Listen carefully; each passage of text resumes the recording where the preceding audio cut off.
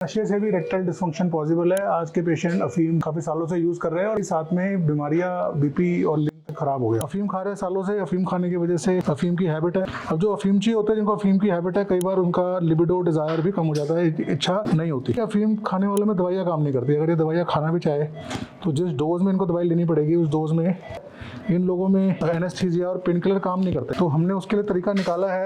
और आप नशा कर चुके हैं और लिंग खराब हो चुका है तो पेनाइल इम्प्लांट आपके लिए एक अच्छा ऑप्शन हो सकता है।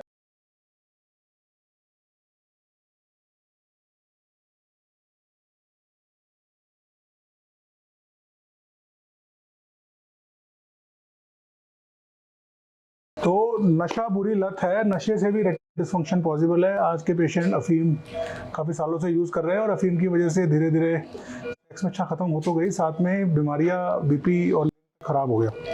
इस पेशेंट में हम आज पेनाइल इम्प्लांट डालेंगे। रिजिकॉन का पेनाइल इम्प्लांट चूज़ किया है। इम्प्लांट से साइज, गर्थ, टाइमिंग तो बढ़ेगा। सबसे इम्पोर्टेंट है मैसेज आज ये है कि अगर आप कोई भी नशा करते हैं, चाहे वो शराब है, सिगरेट है, अफीम है, आज ही छोड़िए, वरना कल को आपको भी डिस्फंक्शन हो सकता है। और आप नशा कर चुके हैं और खराब हो चुका है तो इम्प्लांट आपके लिए एक अच्छा ऑप्शन हो सकता है। तो आइए आज आपको दिखाते हैं रिजी10 सर्जरी। बोरिंग है, बार बार सेम सर्जरी दिखाते हैं, फिर भी एक और सर्जरी आपके लिए स्टार्ट करते हैं।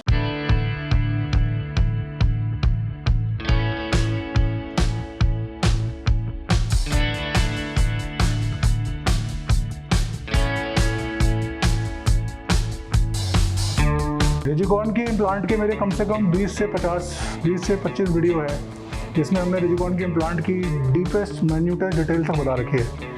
अच्छा इम्प्लांट है, बढ़िया सर्जरी होती है, अच्छा हो जाएगा। डिस्फंक्शन है तो अच्छा इम्प्लांट करिए। अच्छे इम्प्लांट करने से आपको अच्छा रिजल्ट मिलेगा, लंबे टाइम खुश रहोगे। आइए देखिए एक और बार रिजिकॉन पेनाइल इम्प्लांट।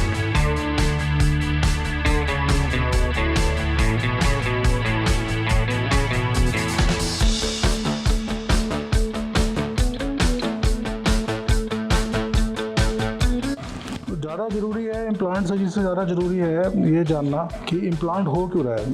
अब जैसे इसी पेशेंट से समझते हैं कि इम्प्लांट क्यों करा रहे हैं। अफीम खा रहे हैं सालों से, अफीम खाने की वजह से अफीम की हैबिट है। अब जो अफीमची होते हैं जिनको अफीम की हैबिट है, कई बार उनका लिबिडो डिज़ायर भी कम हो जाता है, इच्छा नहीं होती। वाइफ जो है वो भी सपोज मांगती है, वाइफ भी कहती नहीं हमें ऐसा। और जब हस्बैंड अफीम खा रहा है डेली तो कहाँ से फिर प्रॉपर सेक्स कर पाएगा। अफीम खाने से धीरे धीरे सेंसेशन की इच्छा, हार्डनेस सब खत्म हो जाती है।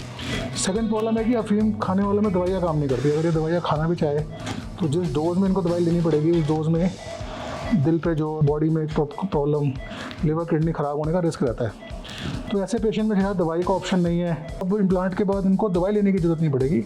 इन लोगों में एनेस्थीसिया और पेन किलर काम नहीं करते। तो हमने उसके लिए तरीका निकाला है। इनको सर्जरी के तुरंत बाद उनका पसंदीदा नशा, मतलब सर्जरी के बाद अगर शराबी है तो शराब, स्मोकर है तो स्मोकिंग, और marijuana है या ओपियम है तो marijuana ओपियम इमीडिएटली मरीज को स्टार्ट करा देते हैं।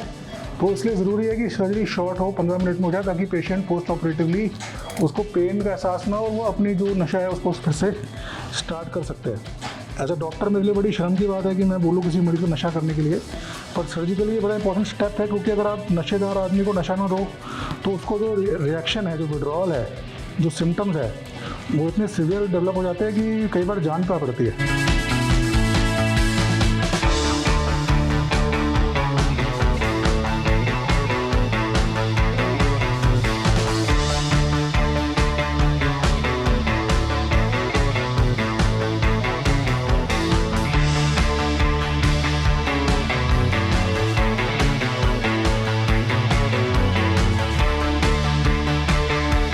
सबसे इम्पॉर्टेंट बात है एंटीबायोटिक इरिगेशन। ये इंडिकेशन बहुत ज़रूरी है ताकि पेशेंट को इन्फेक्शन का चांस एकदम ज़ीरो।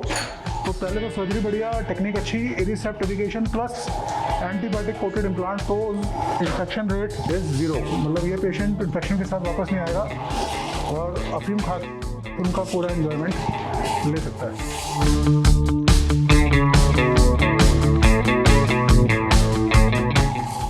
एक्सटेंडर्स भी टेट्रा से डिफरेंट है। आप देखेंगे एक्सटेंडर जो है ये स्नैप कोन एक्सपेंडर्स है। ये एक बार चढ़ जाते हैं तो ये बाहर नहीं निकलते, चिपक जाते हैं। तो इसमें क्या है, कभी इम्प्लांट निकालना पड़ा फ्यूचर में तो एक्सटेंडर अंदर रह नहीं जाएगा।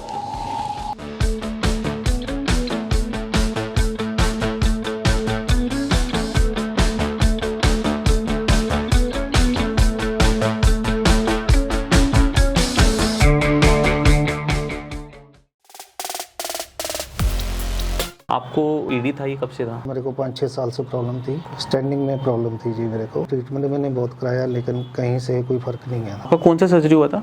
डीची को लंबाई मोटाई? लंबाई मोटाई का है सर फर्क, सर्जरी का कोई पेन कुछ नहीं है जी।